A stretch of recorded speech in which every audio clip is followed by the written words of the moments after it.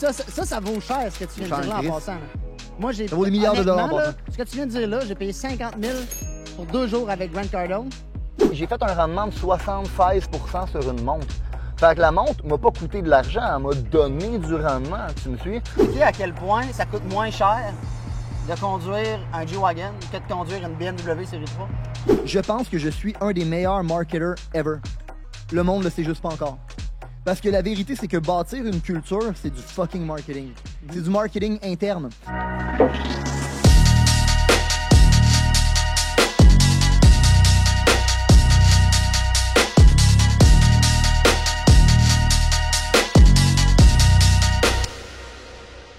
Si tu veux devenir millionnaire, la meilleure chose que tu peux faire, c'est d'écouter des gens qui l'ont déjà fait.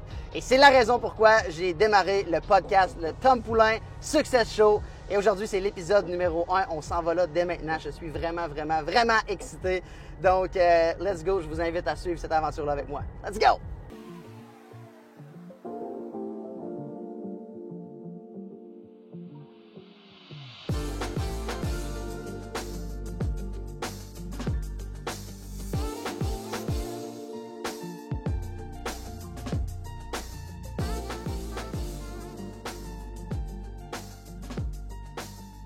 OK, donc on s'en va voir mon ami, M. Julien Bournival, dès maintenant. Let's go!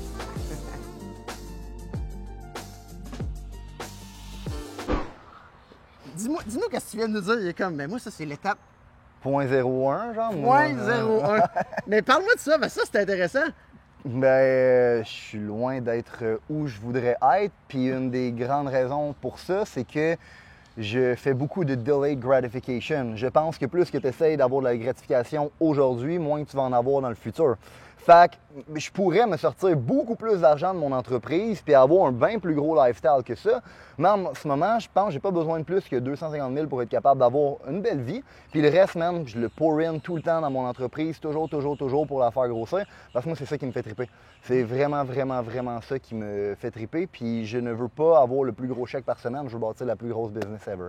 Fait que là, montre-nous ton .001. Mon .001? 001. On commence par lequel des .001? N'importe lequel. En passant, je m'en ai acheté un de même aussi. Hein? Je m'en ai acheté un de même au Québec. Quand ça? Là? Hein? Ah ouais? Congrats! J'en ai un. C'est parce que dans le fond, j'avais besoin d'avoir un char quand je vais aller au Québec. Fait que je me suis acheté un G-Wagon pour le Québec. Parce que le G-Wagon, c'est un placement puis tu perds pas d'argent avec ça. Là, il faut dire les vraies choses. Là, ça, c'est sa maison de la Floride. Ça, c'est ses voitures de la Floride, mais J'ai un setup au Québec aussi. très nice. Ah, exact. Parce qu'avant de t'en venir ici, tu avais fait un setup pas mal nice au Québec. Là. Oh, ouais, mais tu sais, on a pogné une maison sur le bord de l'eau. On l'a mis 400 000 dedans. On l'a flippé. Dernière évaluation, on valait 1,5 million. Là, on a une belle cabane au Québec. Puis ça, c'est une maison qui est évaluée à peu près ça, 1,2 million, mettons, US en ce moment. Fait que on a à peu près deux maisons d'1,5 million à peu près Québec, plus des chars dans les environs 200 000 chaque. Là, fait que... Ça, c'est quand même pas super pour starter. 0.001, mettons.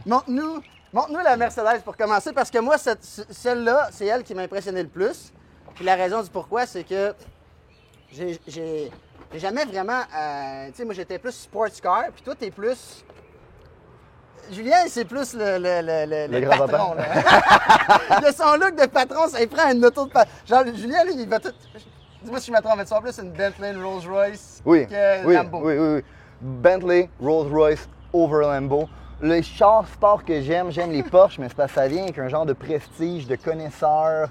C'est l'ingénierie qu'il y a derrière ça. C'est pas le char qui a le plus gros moteur, qui fait le plus de bruit, mais c'est le plus rapide. Puis moi, c'est quelque chose qui m'impressionne puis que j'aime. C'est leur ingénierie, c'est le cerveau qu'il y a derrière ça.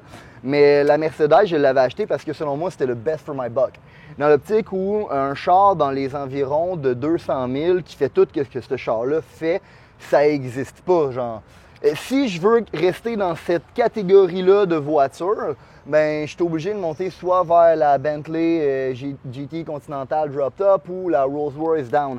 Puis je trouve sincèrement que pour 200 000, best for my buck. Ça fait du beau son, ça a un beau look, c'est hyper confortable, la technologie est débile mentale là-dedans. Je me fais masser le cul pendant que je drive mon char de 600 kg HP. Non, j'adore. Le son est incroyable aussi. Tout, moi, c'est... Montre-nous ça. Je te montre ça. You gotta take the sound of this.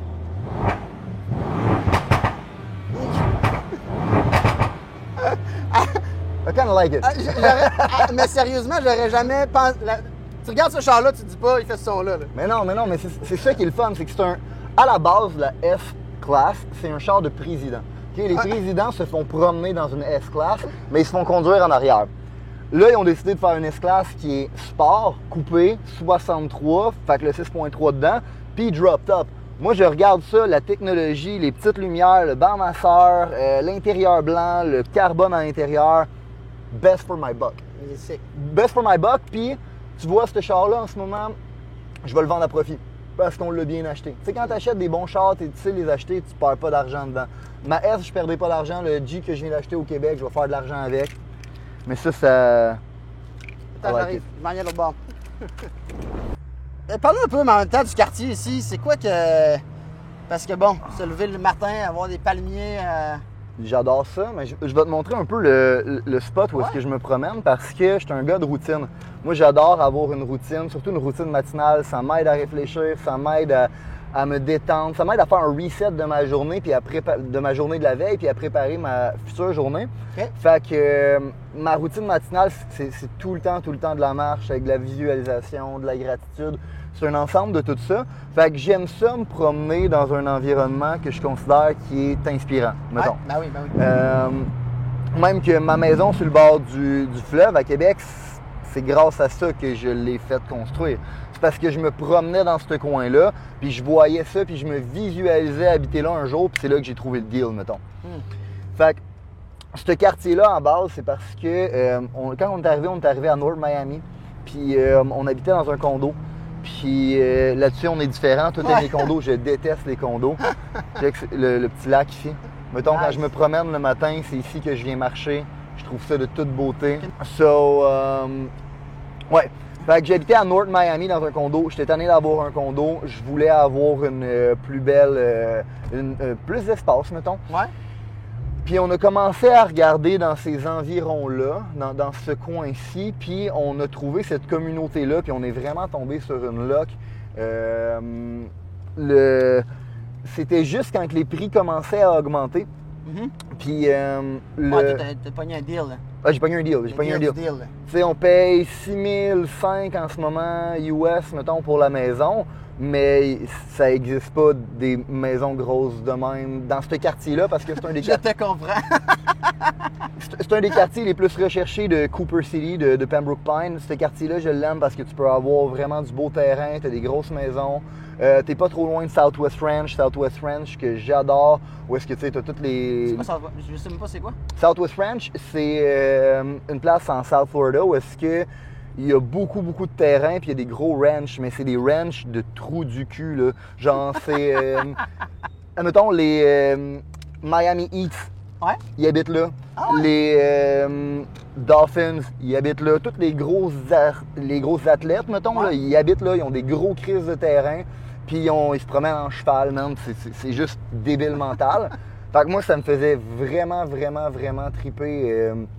d'être pas trop loin de ce coin-là parce que c'est là que je voudrais habiter. Quand on va changer de maison, là, on a reloué pour 2 ans, mais quand on va acheter une maison, ça va être à Southwest Ranch. Je vais avoir 5 acres de terrain, même, pouvoir tirer du gun sur mon terrain, puis jouer avec mes chiens, mon gars, puis all that stuff. Nice, bro! Fait que vous avez déménagé ici, vous avez fait le move. Là, t'as amené tes voitures du Québec en Floride? J'avais un Range au début qu'on a revendu, on l'a changé pour le Bentley. Elle, on l'a gardé. Mais là, je viens d'acheter une 911 Turbo S.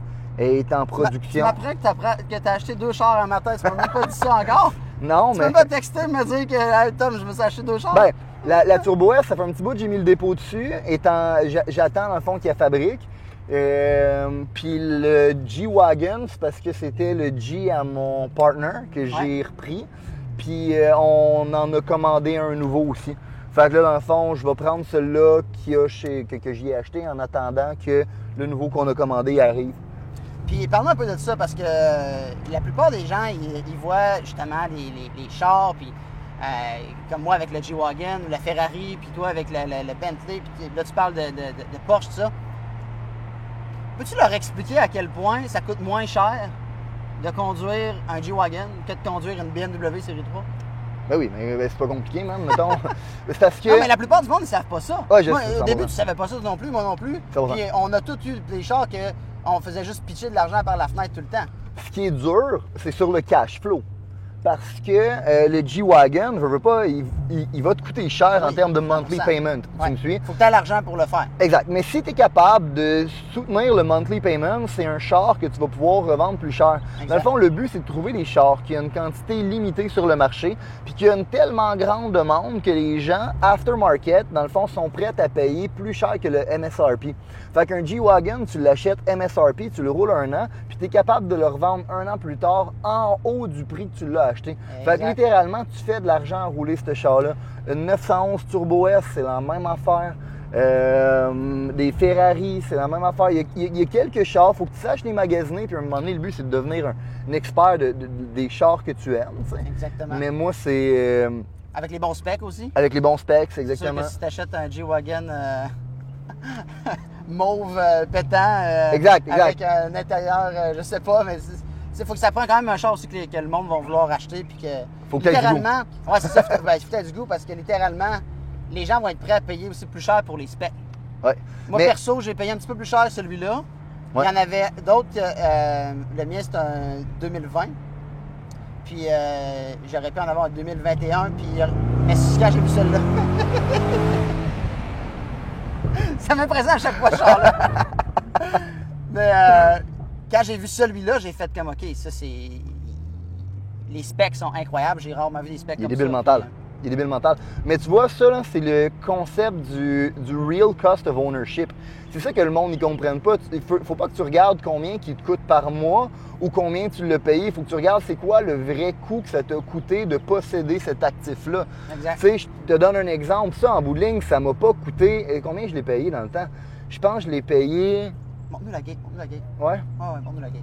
Je pense que je l'ai payé genre 30 000 Canadiens. Puis aujourd'hui, dans la fois j'avais regardé, elle se vendait genre 38 000 US, genre. À prix... J'ai fait un rendement de 76 % sur une montre. Fait que la montre m'a pas coûté de l'argent, elle m'a donné du rendement, tu me suis? Fait que c'est pas... Quand tu regardes ton cost of ownership, c'est là que tu te dis, ben j'ai pas perdu d'argent, j'ai parké de l'argent qui m'a donné du rendement, tu sais. Puis en même temps, Je me sens bien t'as avec. une Rolex dans le poignet. Exactement. C'est nice. J'ai vu dernièrement un article qui disait que les Rolex avaient été un meilleur investissement Ouais. que... C'était quoi donc? Que le real estate, le stock market, que tout. Depuis les dernières années, littéralement, avoir une Rolex, ça a été un meilleur investissement qu'à peu près tout. Ouais, Mais encore là, il n'y en a plus en ce moment. exact. Il n'y en a plus. Puis ça, c'est une autre affaire. Ils vont dire, hey, pourquoi tu as dépensé tant sur une montre? Ben, comme tu as dit encore, ça te prend l'argent pour l'acheter. Mais, J'ai pas dépensé. Non. Et là, l'argent, elle Exactement. existe, là. Et là. exactement. Fait que ça, puis après ça, tu as tellement marqué un bon point que... Puis c'est un investissement que les gens n'ont pas l'intelligence de calculer, mais ton énergie à toi, même, le fait que tu te payes toi, le fait que tu te sens bien, le fait que tu es heureux, le fait que tu te sens comme un Christ de boss, c'est quelque chose qui, après ça, va se transposer même dans toutes les sphères de ta vie. Genre, tu vas pas attaquer tes meetings de la même façon, tu vas pas te présenter de la même façon, tu vas pas te dégager la même énergie, puis c'est tout de quoi qui donne un rendement. C'est pas un rendement clair et direct comme ma montre a pris 76 % de valeur, c'est un rendement pareil. Puis moi, j'ai toujours vu ces choses-là comme un investissement dans mon identité. Je trouve ça important que je me sente bien, je trouve ça important que... Chris, je travaille fort, man. Je travaille fort pour mon argent, je veux me sentir comme un Chris de boss à la fin de la ligne, puis je veux me dire que je le mérite. Je le mérite, ces choses-là, man. Ben oui. Je suis pas né pour un petit pain, t'es pas né pour un petit pain, il n'y a pas un Chris de chat qui est né pour un petit pain, Puis man. même qu'une Rolex, si tu connais pas ça, tu connais pas ça. Honnêtement, quelqu'un voit ta Rolex 100%. ou ma Rolex, ils vont dire, ben, tu sais, 100%. tu t'en feras pas parler. 100%. Mais en tant que gars qui connaît les montres, avoue que tu rencontres quelqu'un, tu le vois arriver avec une Rolex, automatiquement, tu te dis, Ouais, crédibilité. ouais, exactement. Tu sais, t'arrives en maillot de bain quelque part. Hein? T'arrives en maillot de bain. Le gars est en maillot de bain, il a l'air de rien, mais il y a une Rolex à le bras. Sur le bras. Ah! OK. Et c'est qui, lui? J'ai le goût j'ai le goût d'y poser des questions. Moi, personnellement, je suis très curieux de nature. J'aime ça connaître, puis je pense que c'est une de mes qualités de tout le temps me faire des contacts, puis tout ça. Quand Oui. je vois quelqu'un qui a une Rolex, ou qu'il y a une autre montre luxueuse, ben ça me dit tout de suite, OK, je veux poser des questions, j'aimerais ça. C'est quoi qu'il fait dans la vie, lui? Je suis curieux. Ben oui. Oui, parce que le fait d'en posséder une veut dire qu'il comprend toutes les choses qu'on vient de parler. Il comprend que c'est un actif, c'est de l'argent qui vient de parker sur son bras. Il comprend aussi que c'est important de se payer soi-même puis de bien se sentir à travers tout ça. Fait que, sais-tu quoi? Je veux être ton ami, maman. Parce qu'il n'y a pas assez de monde de même dans la vie, parce que la plupart du monde, il y a une estime mentalité de pauvre puis de broke. Puis, surtout au Québec, malheureusement. Mais, fait que quand tu spots le peu de Québécois qui comprennent ça puis qui sont comme ça, puis qui sont rendus à ce niveau-là, ben, tu veux être leur ami, mettons. Là. Exactement. Exactement.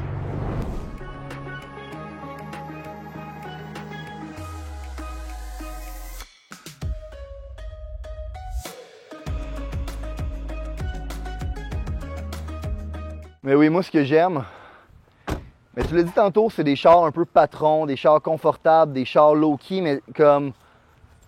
Ils ont du power. Mais là, il est là, il existe. C'est tous ces patrons-là. Ça, c'est Là, patron faut que tu nous parles du Bentley. Parce que, on dirait que ça, Bentley, là, pour avoir déjà eu une Bentley, je me suis déjà fait dire.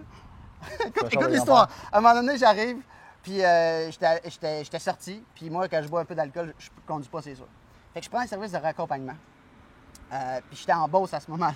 Fait qu'une Bentley en Beauce, il n'y a personne qui À quel âge? 21. Ah, c'est ça, wow. 21 ans. Fait que là, je prends le service de raccompagnement, puis le gars, il conduit mon char, puis moi, j'étais assis à côté. Puis c'était ça le concept. Fait qu'on arrive à la maison, il drop ça, il dit, en tout cas, je veux juste te dire, là, j'ai jamais conduit une Chrysler qui conduit bien de même.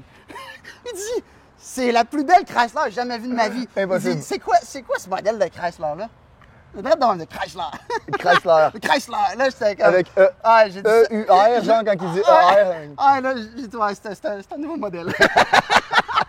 Ça vaut même pas la peine de l'éduquer là-dessus. Hein. Finalement, c'était le prix d'une maison, tu sais. Ah ouais. Mais Bentley, moi, personnellement, je trouve ça incroyable. Je trouve que le brand Bentley, il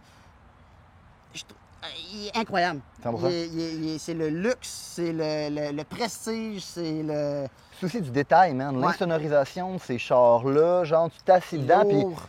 Tu sais, j'avais eu une Cayenne avant, puis on va se le dire, c'est bâti sur le même frame qu'une Cayenne. Une Cayenne puis un Ouais. Bentayga, c'est le même char, juste monté un peu différemment. Mais ça reste que la conduite est complètement différente, puis les deux ont chacun leur brand. Tu sais, qu'il y a une Porsche, man, ça mange la route, c'est sport. Ouais. Ça, c'est genre, tu te sens sécuritaire, confortable, luxueux, souci du détail. Il y a genre les matériaux qu'ils ont choisis dedans, les pins en métal, tout est genre comme, OK, je comprends pourquoi le char, il vaut ça. tu sais. Ouais. What's up, guys? Bienvenue au Tom Poulain Success Show, là où on vous partage le succès, le lifestyle et le mindset de l'élite, gang. Et aujourd'hui, j'ai la chance d'être en direct de la Floride avec mon ami, Monsieur Julien Bournival. Ah, ça va, mon chum? Ça va très bien, merci. Et toi? Ça va over the top. Parce que ça fait longtemps que je veux faire ce projet-là. Puis avant de rentrer direct dans l'information, j'ai le goût de partager à l'audience pourquoi je fais ça. Parce que c'est l'épisode 1. Tu vas pouvoir dire « J'étais là, j'étais le premier ». I was there. Écoute, c'est grâce à moi, tu vas pouvoir dire ça. Donc, pourquoi je fais ce show-là, en fait? C'est que je veux pouvoir... combien de fois qu'on s'est parlé, Julien, ou avec d'autres de nos amis, puis on s'est dit « Hey, s'il y avait eu un micro dans cette conversation-là, ça aurait donc bien été bon. » Puis, c'est un podcast, un show que je fais honnêtement 100% de manière selfish. Je suis 100% honnête. C'est des questions, c'est des gens que je rencontre qui sont de l'élite. Et qu'est-ce que je veux dire par l'élite? C'est des gens qui ont réussi à haut niveau dans peu importe leur sphère. Que ce soit dans leur sport qui ont réussi à haut niveau, que ce soit en affaires. Et mon objectif, personnellement, j'ai fait mon premier million à 22 ans. Je veux être milliardaire pour mes 40 ans. Et je sais une chose, c'est que dans la vie, si tu veux accomplir des hauts niveaux, des grandes choses, ben tu dois avoir des connaissances, mais surtout, tu dois avoir des contacts. Right? 100%. Et je me suis retrouvé dans une situation où j'étais souvent derrière mon ordinateur, que j'avais pas de fun. J'avais moins de fun à faire ce que je faisais. J'ai passé du gars qui voyageait partout, faire plein de conférences, tout ça, à être plus en mode CEO derrière mon ordinateur. Puis j'avais le goût de sortir, j'avais le goût de rencontrer du monde, j'avais le goût de faire des contacts, j'avais le goût d'avoir du fun. Puis je me suis dit, ben tu sais quoi, tant qu'à rencontrer tout ce monde-là, puis il y a tellement des bonnes informations, puis il y a tellement du bon contenu que pourquoi pas le partager finalement aux autres. Donc, voilà la raison principale de pourquoi ce show-là voit le jour. Et aujourd'hui, Julien, ben t'es le premier.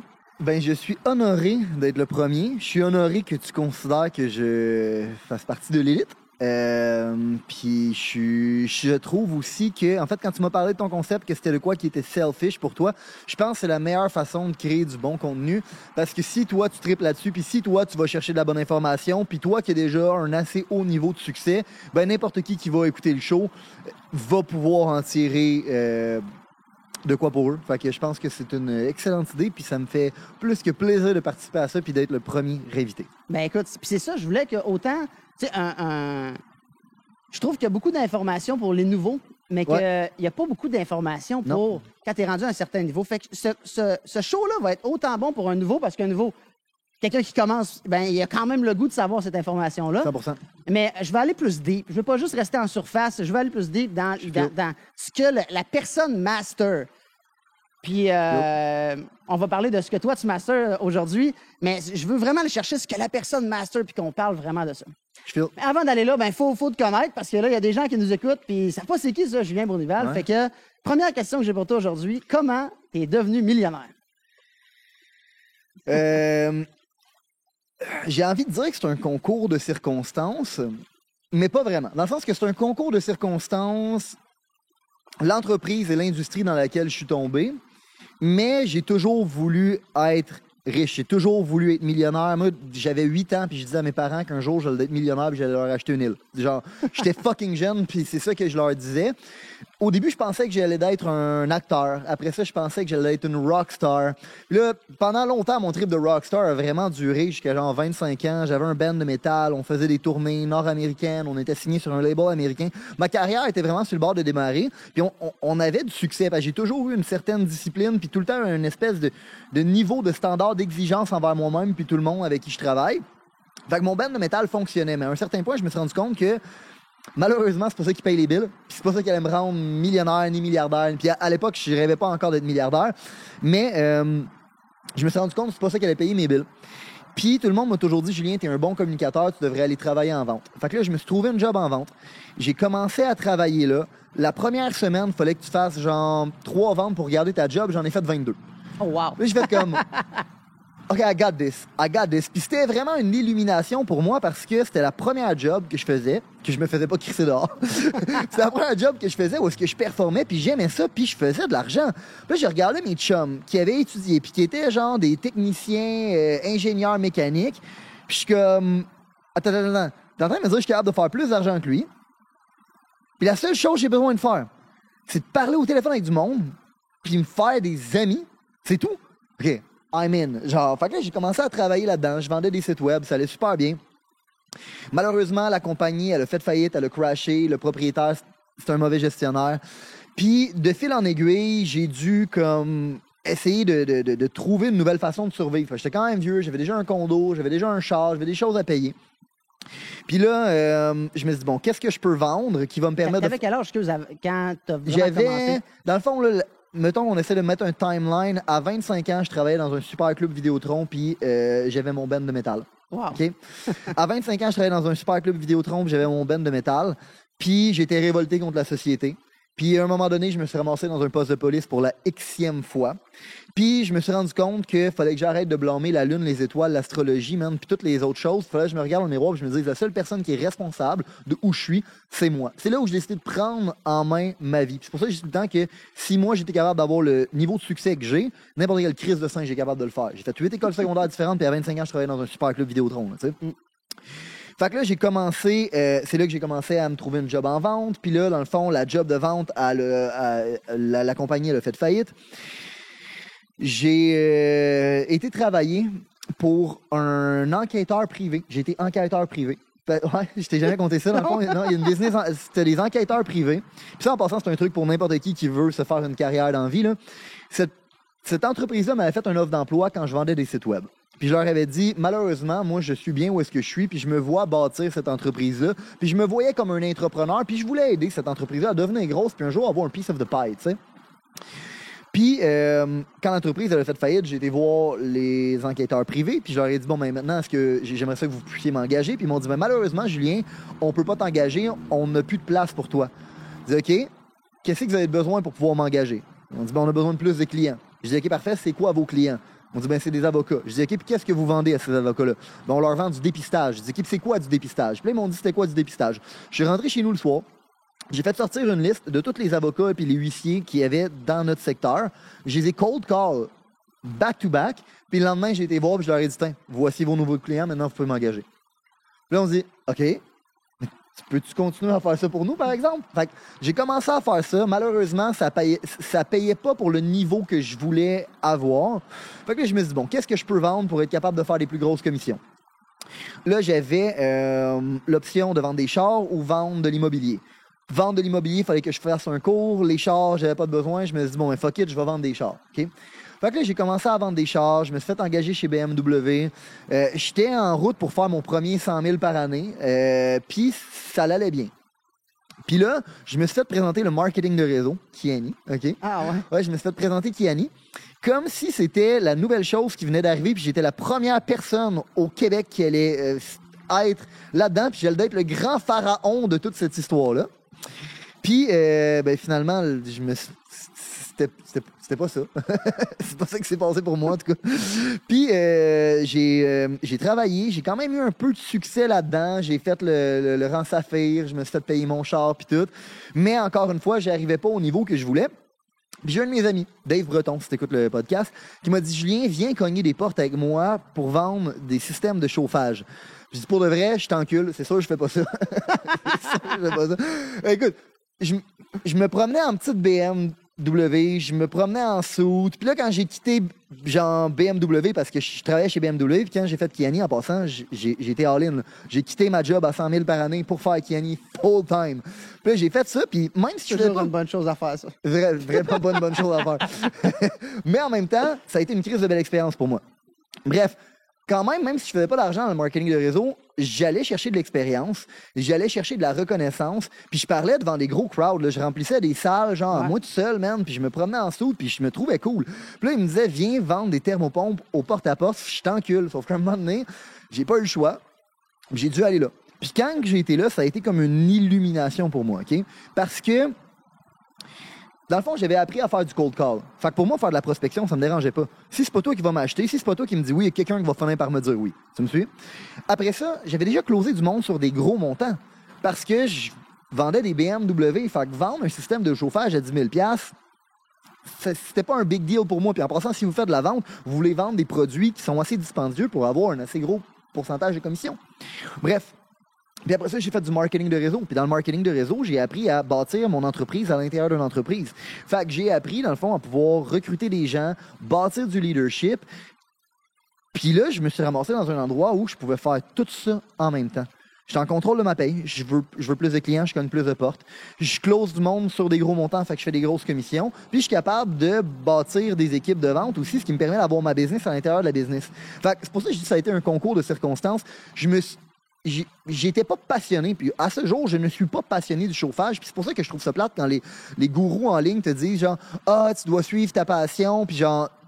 Mais, attends un peu, je comprends ce que tu veux dire, mais en même temps, t'es passionné de la business. Exact, mais attends, exact. T'es pas passionné du produit. Et voilà. Moi, ça, je te suis, ça, je suis d'accord, mais faut que t'aimes ce que tu fais. Oui. Je pense que c'est plus oui, mais ça qu'il faut dire. Oui, mais c'est là où... C'est pas tout le monde qui comprend ça, par exemple. Exact. C'est là où le advice qui est donné, il est trop général, puis souvent, il est donné par du monde qui ont juste lu 2-3 livres de développement personnel. Ils n'ont pas nécessairement d'expérience de vie, puis dans le fond, ils te récitent des choses qu'ils ont lues dans des livres. Qui crache l'information que j'entends. Exact. Tandis que, tu sais, techniquement, OK, moi, c'est ça que j'ai réalisé. Toute ma vie, on m'a dit, Julien, suis ta passion, puis je suis devenu une rockstar, puis je faisais pas une crise de scène. Fait que suivre ma passion, c'est un mauvais conseil. Mais par exemple, qu'est-ce que j'aimais dans le fait d'avoir un band? J'aime ça créer, moi. J'adore créer, OK? J'aime ça bâtir une équipe. Puis bâtir un band, c'est de bâtir une équipe. Puis j'aime ça performer. J'aime ça, moi, performer. J'aime ça sur un stage. J'aime ça avoir... Puis dans le fond, je peux-tu avoir un peu de ces éléments-là dans le fait de bâtir ma business? Oui. Fait que le but, c'est pas de trouver ta passion et de faire ça. Non, c'est trouve qu'est-ce que t'aimes dans ce qui te passionne, puis trouve une façon de pouvoir faire de l'argent avec ça. Reproduis ce que t'aimes dans quelque chose qui va te payer. Fait que je bâtis des équipes, je crée des choses, puis je performe. Puis c'est comme ça que je drive ma business. Puis aujourd'hui, ma business, tu vois, ça fait depuis 2019 qu'on l'a bâti parce qu'au départ, j'ai commencé à cogner les portes. Je suis un vendeur. Je suis devenu chef d'équipe. Je suis devenu directeur régional. La compagnie pour laquelle je travaillais avait un grand manque de vision. La plupart des compagnies dans mon industrie veulent juste faire le plus gros chèque par semaine. Puis moi, je me disais que c'est un total manque de vision parce que c'est une belle industrie qui pourrait être bien opérée, qui a des belles marges, puis qui pourrait bâtir des belles business, mais le monde s'en crisse puis ils en prennent pas soin. Fait que j'avais une divergence de vision, puis je me disais, tu sais quoi, si je suis pas capable de trouver cet environnement-là, je vais le créer. C'est là que j'ai décidé de partir mon entreprise. En 2019, on a créé ça. Puis là, tu vois, en 2023, on est en train de faire évaluer la business, puis elle vaut quelque part entre genre 20 et 30 millions à l'heure actuelle. Wow. Fait que de 25 ans à l'âge que j'ai aujourd'hui, qui est 34 ans, fait que dans le fond, en 10 ans, j'ai complètement changé ma vie. Puis juste pour mettre les choses en perspective, quand j'ai décidé de changer ma vie, mettons là, du Vidéotron jusqu'à cogner des portes, ça s'est passé en dedans de 6 mois. Ah, mais c'est une décision. Hein. C'est une décision. Mais j'aime ça ce que tu dis, mais ça reste que, comme on dit, là, t'es passionné de bâtir, t'es passionné de quelque chose. Puis je pense que c'est ça qu'il faut que le monde comprenne de là-dedans. Oui. C'est comme ce que je viens de dire là, la raison de pourquoi je passe ce podcast-là, c'est parce que tu peux pas bâtir, je crois, quelque chose de vraiment gros si tu t'en vas à chaque jour faire quelque chose que t'aimes pas. 100%. Fait que ce concept-là, moi, je suis d'accord de dire, c'est pas vrai que faut que tu travailles fort puis que genre t'es obligé de... On dirait que travailler fort, c'est comme perçu comme c'est correct, c'est de la merde, j'haïs ça, mais je travaille fort parce que c'est ça qu'on m'a enseigné. Ben, je pense quand même que tu vas jamais tout aimer ce que tu fais. Ça, je suis d'accord. Il va toujours avoir des endroits que tu n'aimeras pas. Puis oui, ton but, après ça, c'est de pouvoir t'élever en haut de cette tâche-là et d'amener des gens qui vont t'aider dans les choses où est-ce que toi, t'es moins bon parce que... Mais au début, t'as pas le choix. Exact. Exact. Mon père, il appelle ça manger ses piments. Mon père, il haït les piments. Il déteste les piments. Puis pour lui, c'est genre, là, je mange mes piments. Puis moi, je prends tout le temps cette expression-là à cette heure parce que je trouve ça bon. C'est comme, bon, là, aujourd'hui, je fais une journée de piments. Je les mange, là. Mais c'est ça l'affaire, c'est qu'il y a une dichotomie là-dedans où oui, ton but, c'est de travailler sur les choses que t'aimes. Puis, obviously, les choses que t'aimes, most of the time, vont être les choses dans lesquelles t'es bon. Tu me suis? Ah oui, d'habitude, les choses que t'aimes pas, c'est parce que t'es pas bon dedans. Ouais, effectivement. Fait que, ouais, ton but, c'est d'amener la plus grande valeur dans ton entreprise. Si tu veux amener la plus grande valeur, il faut que tu travailles dans l'endroit où est-ce que t'es le plus compétent puis que t'aimes le plus. Mais ça reste que des fois, tu vas faire des choses que t'aimes pas, puis c'est par phase. Puis si, quand tu commences à faire de quoi que t'aimes pas, tu te décourages tout, puis tu te dis, ah, non, c'est un signal, ça veut dire que c'est pas fait pour moi, ben, t'accompliras rien non plus dans la vie, tu sais. Non, ça, c'est sûr à 100%. Puis, fait que là, OK, là, t'as parti ta propre compagnie. Ouais. Premièrement, c'est quoi qui t'a fait faire le jump à, OK, là, je pars ma propre compagnie? Ben, tu l'as mentionné un petit peu. Ouais. Mais c'est quoi qui te différencie de ta compétition? Parce que je veux dire, des compagnies qui vendent des systèmes de chauffage, comme tu as dit, je pense que tu nous l'as dit un peu plus tôt, quand tu étais dans l'auto, tu as dit il y en a plein qui sont un peu crosseurs, puis que c'est des fly-by-night, qu'ils arrivent, ça part. Tu as dit quelque chose d'intéressant, tu as dit moi, je veux pas faire un chèque par semaine. Je veux bâtir une grosse entreprise. Parle-moi un petit peu de ça. OK. Ben, premièrement, malheureusement, mon industrie est vraiment mal vue au Québec. Okay? Une fois par année, il y a un article qui passe sur JE ou La Facture sur les vendeurs de thermopompes au porte-à-porte. Je trouve ça hyper dommage. Puis sincèrement, mon but, c'est de toutes les close down, ces estis pas bons-là. Puis de tellement prendre la place dans le marché qu'ils se trouvent tout un autre esti de job parce qu'ils nuisent au marché. Non, mais c'est vrai. Genre, tu nuis au marché parce que non seulement tu nuis, les gens, ils veulent plus travailler pour des compagnies de même parce qu'ils ont peur. Fait que moi, je dois faire un énorme travail à me différencier, à ne pas être mis dans le même lot, malgré que des fois, on essaye de me mettre dans le même lot pareil. Et sur le marché aussi, les clients se sont fait échauder, puis ça fait que ton coût d'acquisition de client, il augmente. Ça te coûte tout le temps plus cher d'être capable d'aller chercher un client qui drive tes coûts vers le haut aussi, donc qui drive tes prix vers le haut, ce qui nuit encore une fois à ton marché. Fait il y a plein de mauvaises choses là-dedans que je me suis dit, ça prend quelqu'un qui va changer ça. Puis je pense qu'il n'y a rien de plus facile dans la vie que de prendre de quoi qui est fait tout croche puis d'être celui-là qui essaye de le faire un peu mieux que les autres. C'est quoi que tu as fait pour être mieux que les autres? Ben, premièrement, on l'a dit tantôt, mon mindset, OK? Moi, je considère qu'une business est un actif, OK? Puis, je considère que la business est le meilleur actif qui existe dans la vie. Bitcoin, je sais que toi, t'aimes ça, j'haïs ça, OK? Pourquoi? Je n'ai aucun contrôle là-dessus, OK? Puis pendant que je le possède, ça produit sweet fuck all. La seule chose que ça fait, c'est que ça fluctue en valeur. Fait que dans le fond, je vais faire de l'argent là-dessus en bettant sur le fait qu'il y a quelqu'un qui va être plus cave que moi, qui va être prêt à payer plus cher que ce que moi j'ai payé. On n'est pas obligé de s'entendre là-dessus, mais... Non, mais... je te suis. mais tu me suis? Est-ce que ça veut dire qu'il n'y a pas d'argent à faire là-dedans? Mais non, il y a de l'argent à faire là-dedans. Bien évidemment. Je ne suis pas en train de dire qu'il n'y en a pas d'argent. Je suis en train de dire que pour moi, je ne contrôle pas la prise de valeur. Elle fluctue, puis ma seule façon de faire de l'argent, c'est espérer que quelqu'un va payer plus cher que ce que moi je l'ai payé. Personnellement, ça ne m'intéresse pas comme stratégie.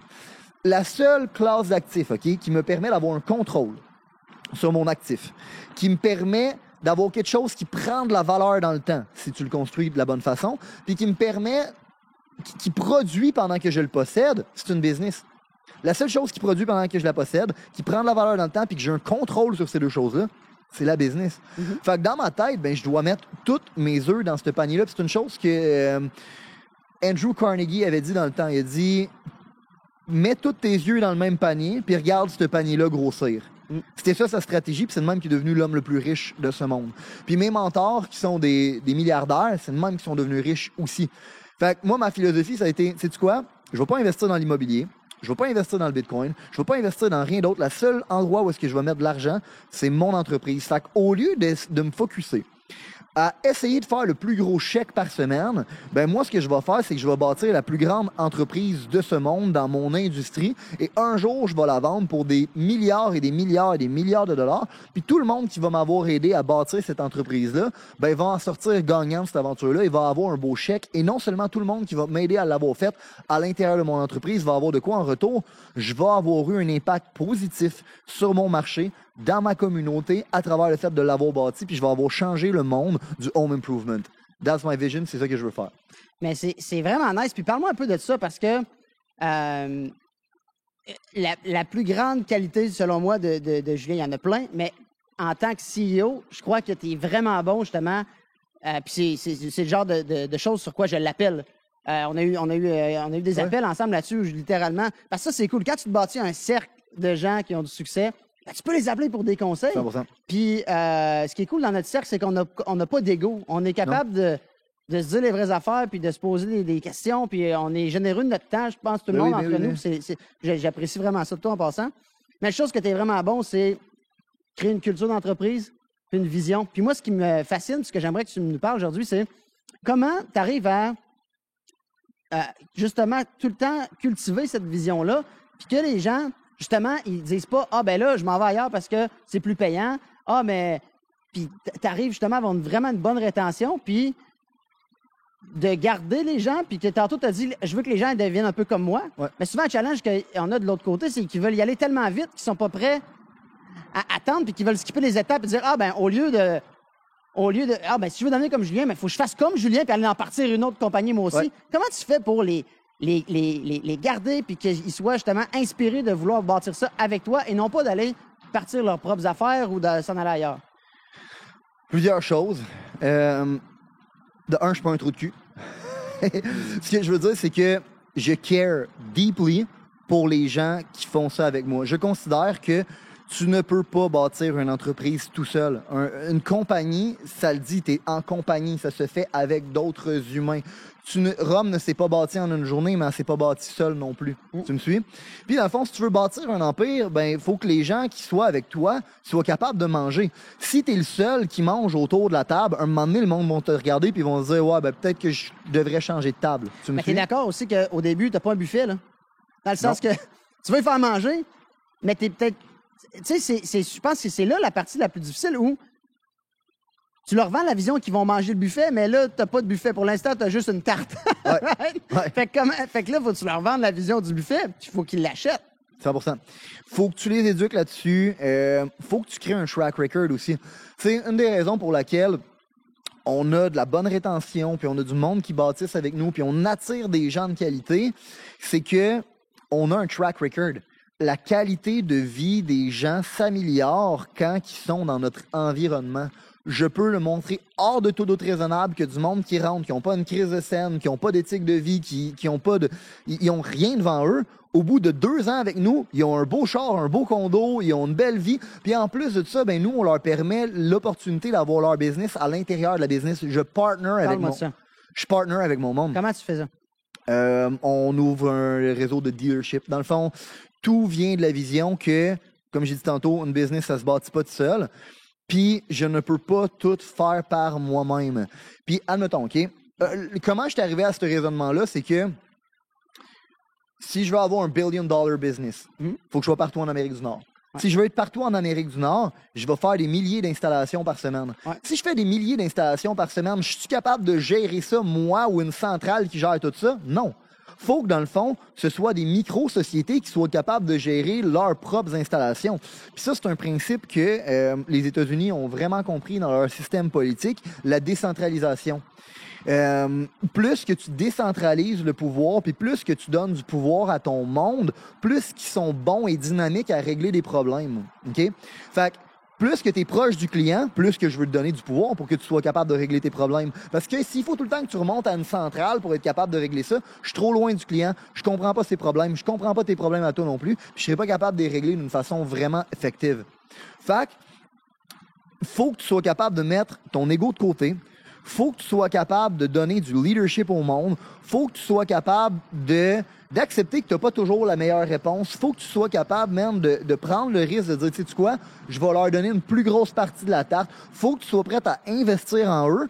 Puis éventuellement, si tu fais ça over and over and over, tu vas avoir un track record de gens que leur qualité de vie s'améliore. Puis après ça, tu vas pouvoir dire, de tout autre raisonnable, hey guys, quand j'ai dit qu'on allait faire ça, là, qui était là? Vous étiez là? Good. Est-ce qu'on l'a fait?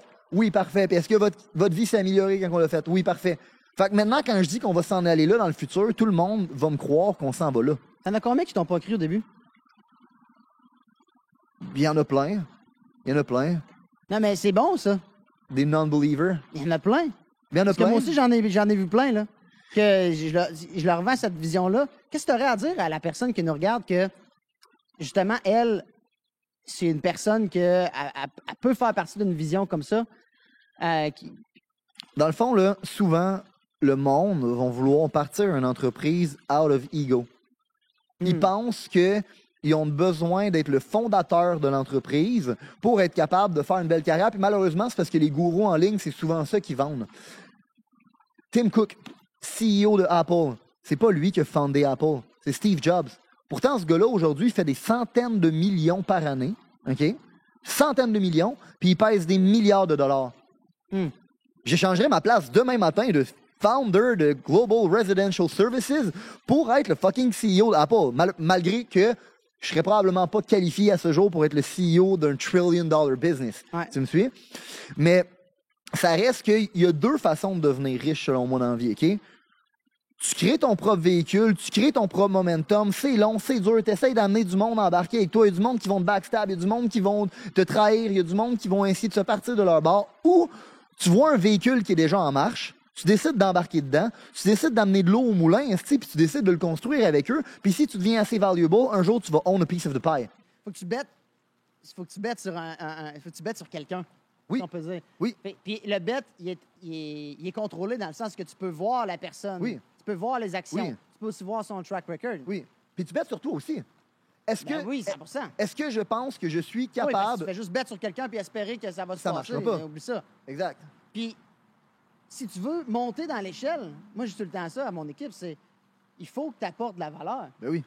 Moi, viens pas me demander une augmentation parce que ça fait plus longtemps que tu es là. Ah, ça fait 1 an que je suis là, ça marche pas pantoute. Je sais pas c'est quoi ton opinion là-dessus, mais moi, c'est pas parce que tu es là, faut que tu apportes la valeur, faut que tu apportes quelque chose, faut que tu améliores, faut que tu grandisses. 200%. Puis c'est dur aux gens de comprendre, puis je pense que la meilleure façon de leur faire comprendre, c'est de le systématiser.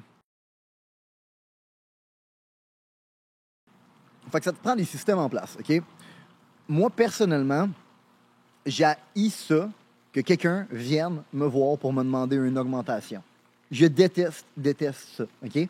Fait que Qu'est-ce qu'on a décidé de faire dans l'entreprise? C'est de créer des systèmes où les gens, s'ils veulent plus, c'est clair, net et précis. Qu'est-ce qu'ils doivent faire pour être capables d'aller en chercher plus?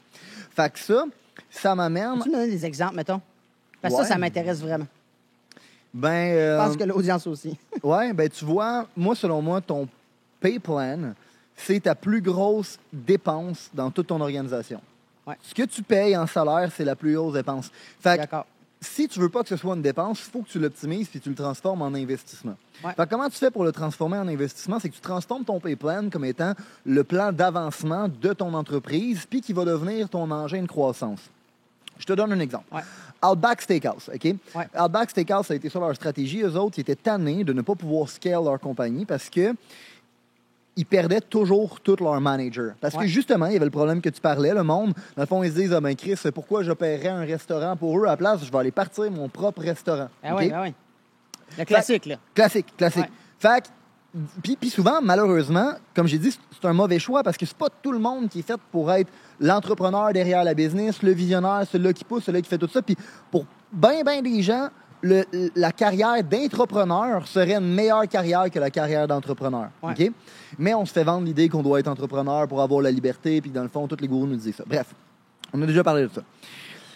Fait que qu'est-ce que Outback Steakhouse se sont dit, c'est what about qu'on serait capable de garder un manager pendant 10 ans de temps dans la même localisation? Ça nous permettrait de complètement changer la game. Fait qu'ils ont décidé d'arrêter de recruter des managers de restaurants et à la place de ça, de recruter des proprietors. Un proprietor, c'est quelqu'un qui va être un partner avec eux puis qui va être comme un franchisé. Il va posséder son propre Outback Steakhouse. Ceci étant dit, tu veux être un proprietor. Il va falloir que tu nous payes 25 000 pour te former. Fait qu'imagine-toi le gars, genre, qui est comme, moi, je cherchais un job, puis il revient chez eux le soir en disant, hey, je me suis trouvé un job, va juste falloir que je paye 25 000 à Outback Steakhouse. Sa femme est comme, t'es un estime malade mental. Mais la vérité, c'est qu'un pay plan, ça sert aussi à ça. Filtrer, c'est qui que tu veux dans ton organisation. Là, il est sérieux, là. Le gars, il paye 25 000 pour se faire former. Il est sérieux. Il est sérieux, là. Exact. Fait que dans le fond, tu filtres les gens qui ne sont pas sérieux, qui ne filtrent pas dans ta culture. J'aime OK? ça.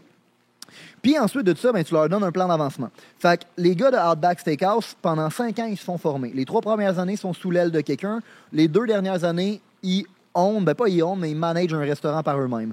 Si au bout de 5 ans, ils ont bien réussi leur aventure, ils se font donner un restaurant, ils deviennent un proprietor, puis ils se Ça font... peut donner un restaurant? Ben, ils se font donner un restaurant.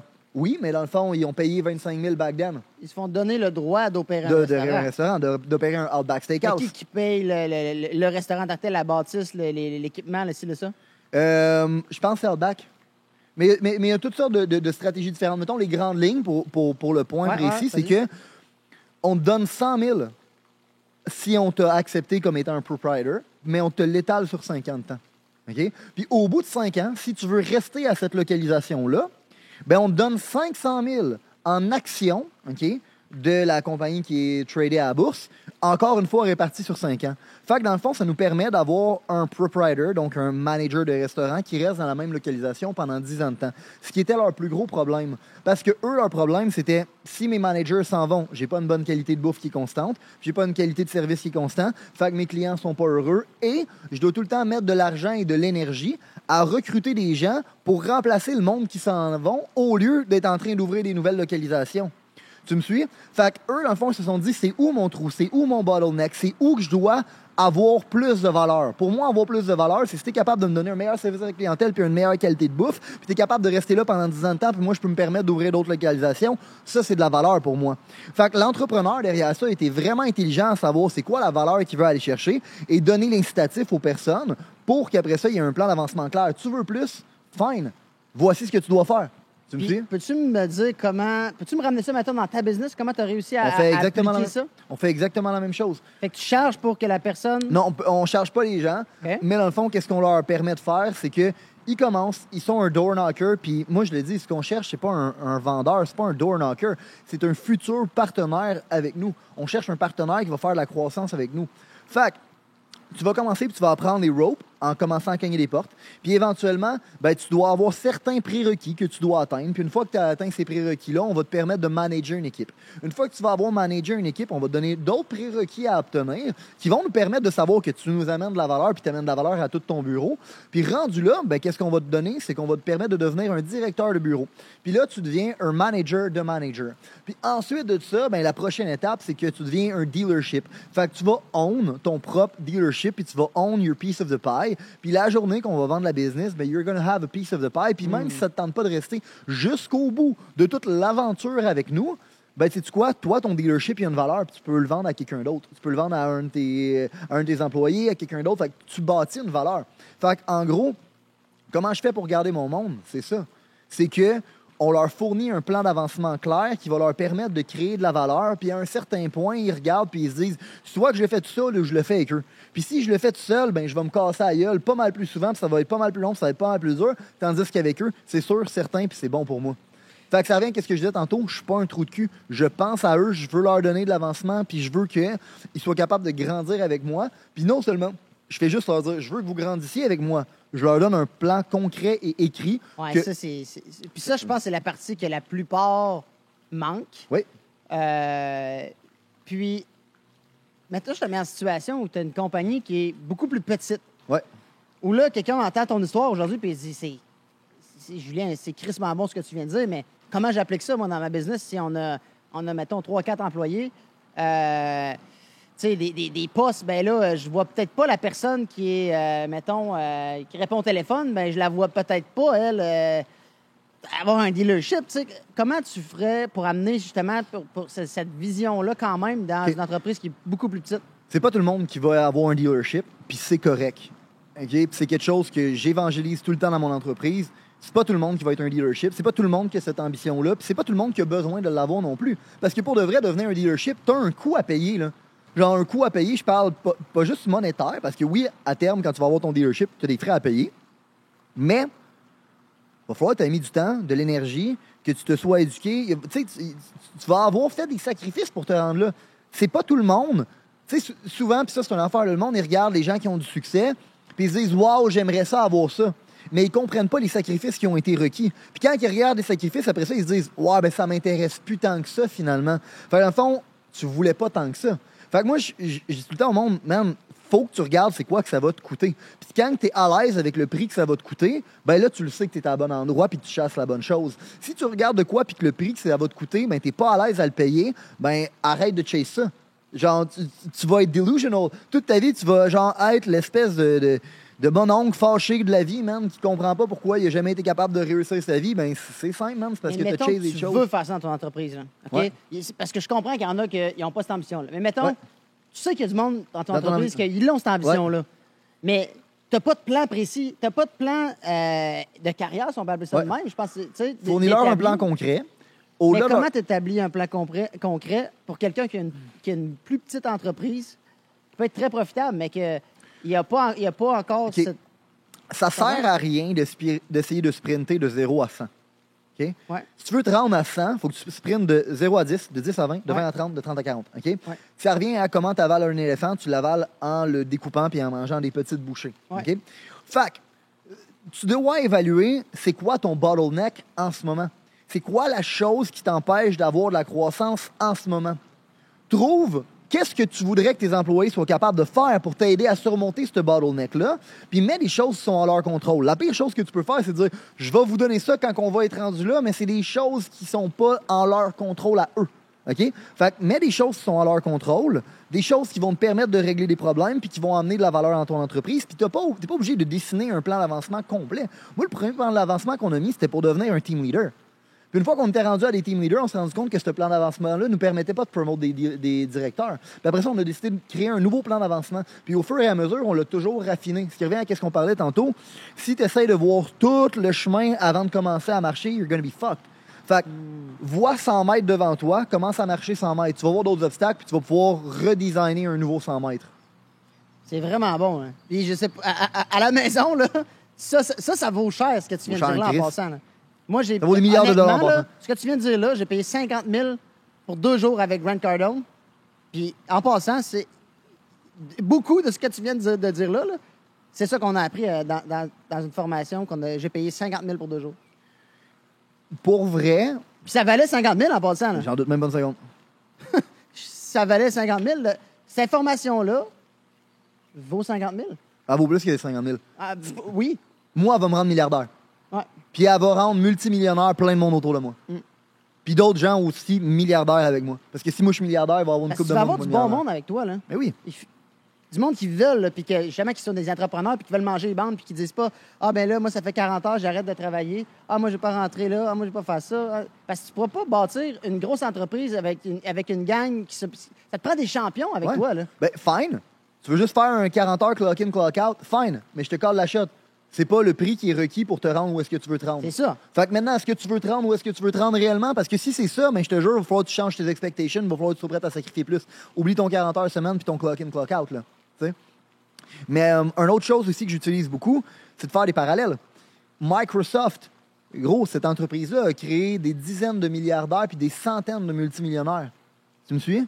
Fait que, encore une fois, c'est pas vrai que tu as besoin d'être le fondateur de ton entreprise pour avoir une belle carrière, puis avoir de la liberté un jour, puis être millionnaire. Ce n'est pas vrai, c'est complètement faux. Puis statistiquement parlant, il y a plus de chances que tu sois capable de réussir à devenir un millionnaire en travaillant pour quelqu'un puis en étant capable de own a piece of the pie un jour. Pas pour n'importe quelle entreprise, on s'entend. Ouais. Mais pour les bonnes entreprises, puis tu mets ton temps au bon moment, puis tu es au bon... oui. Tu as statistiquement plus de chances de réussir que de partir de ta propre entreprise parce qu'une entreprise sur 10 réussit à rester au bout de 10 ans. Non, c'est vraiment puissant ce que tu viens de dire là. Puis j'aime le fait aussi que tu dises le step by step. Tu n'es pas obligé d'avoir le plan au complet. Puis ça, ben, je pense qu'il y a aussi une partie que l'équipe, ben, je pense qu'au début, tu vas aussi leur vendre un peu la vision qui n'est pas encore là. Ben, la vision Ne parle qui pas dans s'en l'absolu. vient. Right? Ne parle pas dans l'absolu. Qu'est-ce que tu veux dire? Ça, c'est la pire erreur que tu peux faire. Tu ne connais pas le futur. Ouais. Fait que dans le fond, quand tu essaies de parler dans l'absolu puis de dire c'est exactement comme ça que ça va être, puis c'est exactement ça qui va se passer, la journée que ça se passe pas comme ça, le monde après ça sont déçus. Puis là, ben, tu viens de scraper ton track record. Fait que je parle en termes qui sont abstraits parce que je connais pas le futur. Je suis pas Nostradamus. Je suis pas capable de le faire. Fait que oui, je sais qu'on va se rendre là. Oui, je sais qu'on va ouvrir un vaste réseau de dealership. Oui, je sais que l'entreprise va valoir des milliards et des milliards de dollars. Puis oui, je sais que dans mon plan, tout le monde qui va m'avoir aidé à bâtir ça va avoir a piece of the pie. Comment exactement? I don't fucking know. Au départ, moi, je pensais de faire un partnership avec mes dealerships. Finalement, pour plein de raisons légales, c'est pas une bonne idée. Fait que finalement, ça va plus être un modèle de type franchise. Finalement, tu sais, comme je suis tout le temps en train de réviser mon plan. Fait que tu dois enseigner à ton monde aussi ça, genre, man, il va falloir qu'on fasse des pivots. Je viens de lire un livre, OK? Competing on Internet Time. C'est la guerre entre Netscape et Microsoft. Débile mental. Netscape, c'est une compagnie en 1994, elle a été bâtie, puis en 1999, elle s'est faite vendre pour 4 milliards de dollars. En 5 ans, ils ont parti de 0 à 4 milliards de dollars. OK? Il y avait un taux de croissance de 40% trimestriel. Wow. Fait qu'à chaque trimestre, là, 40% de plus, 40% de plus, 40% de plus. Imagine-toi la quantité de pivots que ce monde-là ont dû faire. Ah, c'est fou. Pour avancer vite de même, là, gros, c'est parce que tu vois des obstacles, man, puis genre, tu sais, comme t'es vite à pivoter en crise. Fait que ce monde-là ont dû sans arrêt devoir réévaluer leur stratégie, réévaluer leur tactique, réévaluer tout ça. La chose qui était une constante, qui ne bougeait pas, c'était la vision. C'est quoi qu'on veut accomplir dans ce monde-là? C'est quoi le changement qu'on veut apporter dans ce monde-là?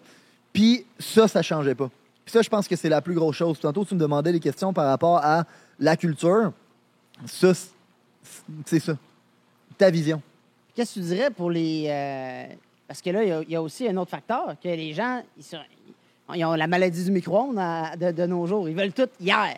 Ouais. Hein? Des fois, fait que ça aussi, tu sais, c'est quoi qu'est-ce que tu fais justement pour leur faire comprendre que, check, on s'en va là, mais ça se peut que ce soit pas demain matin, là. Mm-hmm. Ça se peut que ce soit pas cette année qu'on soit rendu là, tu sais. Je prends des exemples sur moi. Tu sais, veux pas, gros, ça fait un bout que je bûche sur cette business-là. Puis on n'est pas rendu où est-ce que je veux que ce soit rendu. En fait, là, une des choses qui m'avait le plus marqué, OK? Un moment donné, j'étais assis avec Andy. Puis je fumais un joint avec lui à Whistler, OK? Andy Frisella, MFCEO. Puis, il bâtit une business qui vaut des milliards. Puis, il disait, bro, moi, je vais dominer n'importe quelle industrie dans laquelle je vais me lancer. Sais-tu pourquoi? Je dis, je sais pas, mais je sens que tu vas me le dire, mettons. Je dis, I'm gonna outlast any motherfucker alive. I'm gonna outlast any motherfucker alive. Je vais être prêt à souffrir plus rapidement, plus longtemps et plus grandement que n'importe qui autour de moi. Puis si tu me regardes, tu trouves que j'ai du succès, là. C'est 25 ans in the game.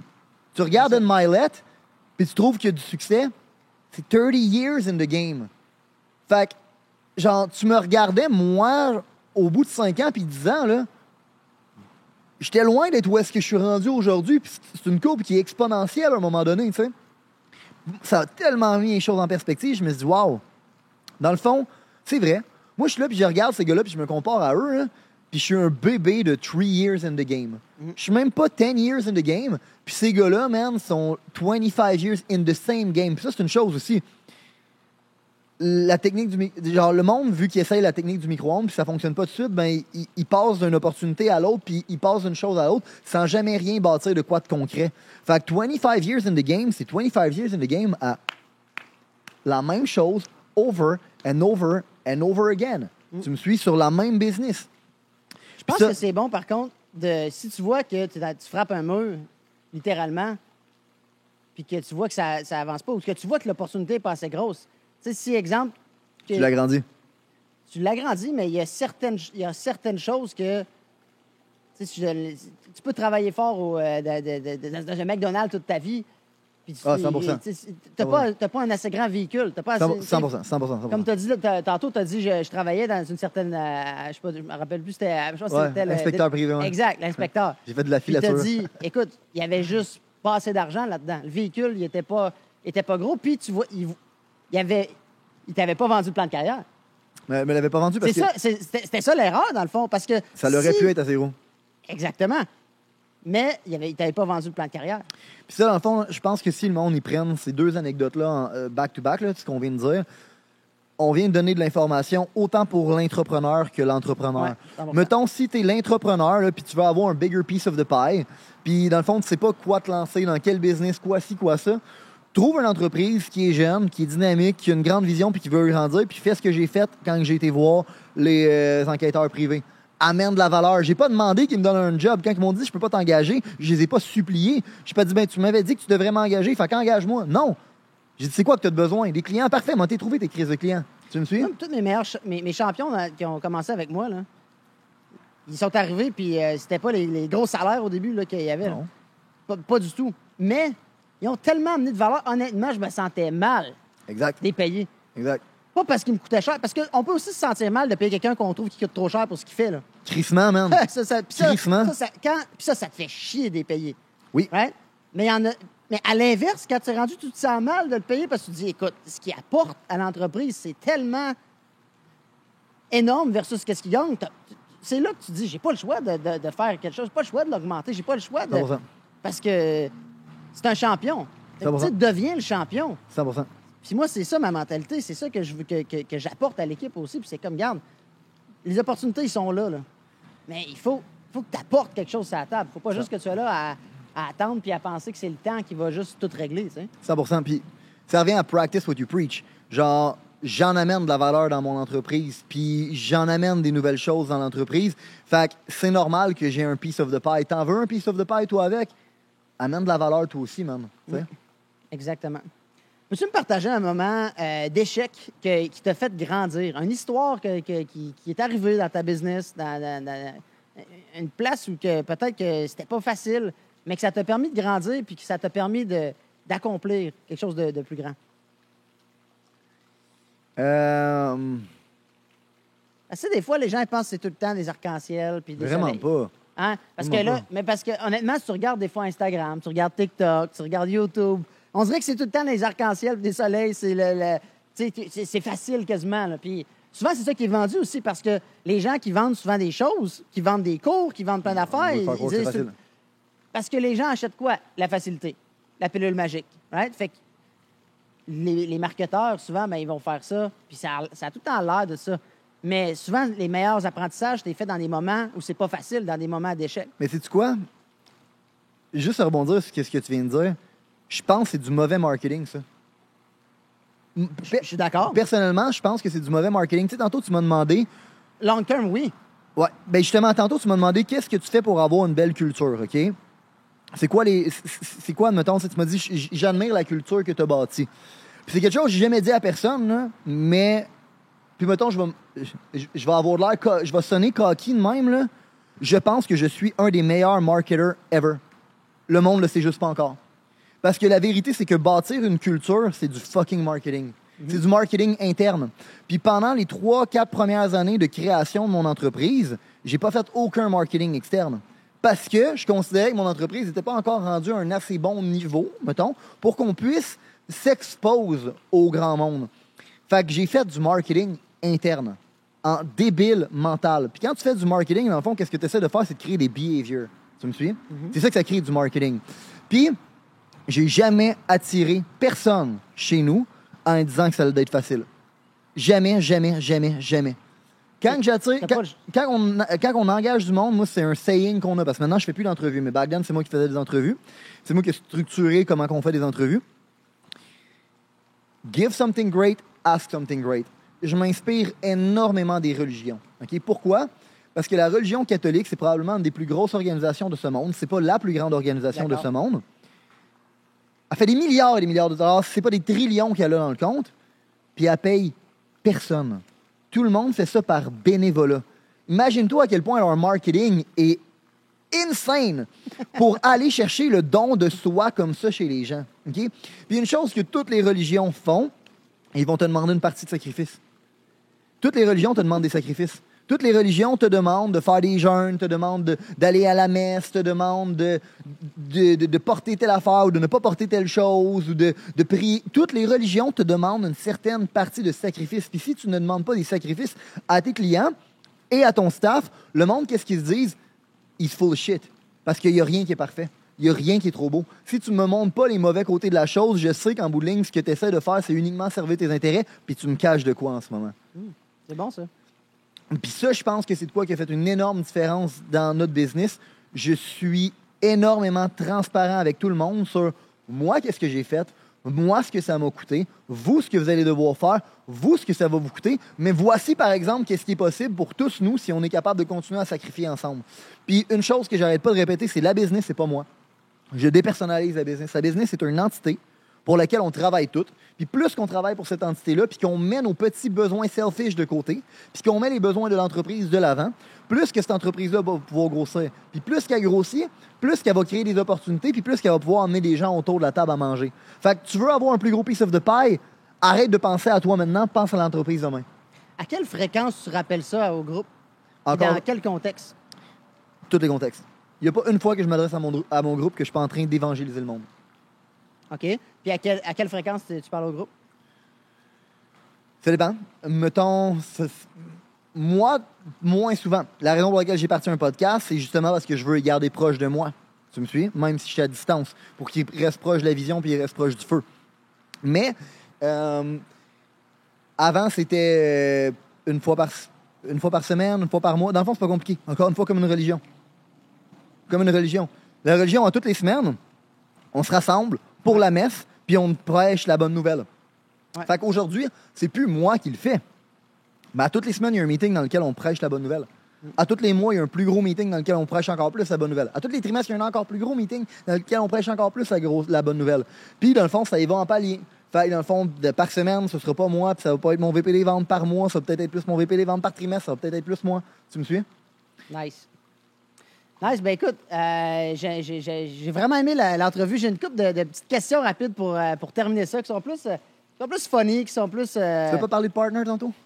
Je veux parler de partner, mais je sais que je veux respecter ton temps. On a-tu le temps? On a le temps. On a le temps? Ouais. OK, let's go. Mais c'est parce que c'est linké à ce que tu m'as demandé, en fait.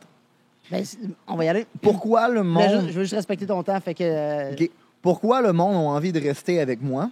OK? C'est parce que je traite bien les gens. Ouais. Fait que, une des raisons pour laquelle le monde, quand ils travaillent pour un entrepreneur puis qu'ils décident de crisser leur camp puis de se partir à leur compte, c'est parce qu'ils regardent l'entrepreneur puis ils se disent « Ce gars-là est selfish. Il pense rien qu'à lui. » Dans le fond, aussitôt qu'un de ses partners, il amène plus de la valeur directe, il tasse. Aussitôt qu'il y a telle affaire qui se passe, il tasse. Aussitôt qu'il y a telle affaire, il tasse tout le monde qui lui ramène pas de la valeur directement ici et maintenant. OK? Puis ça, c'est hyper nocif parce que ce que tu es en train de faire, c'est que tu es en train d'envoyer le message de voici comment que j'ai réussi. Fait que si tu veux réussir, toi aussi, sois selfish. Tu me suis?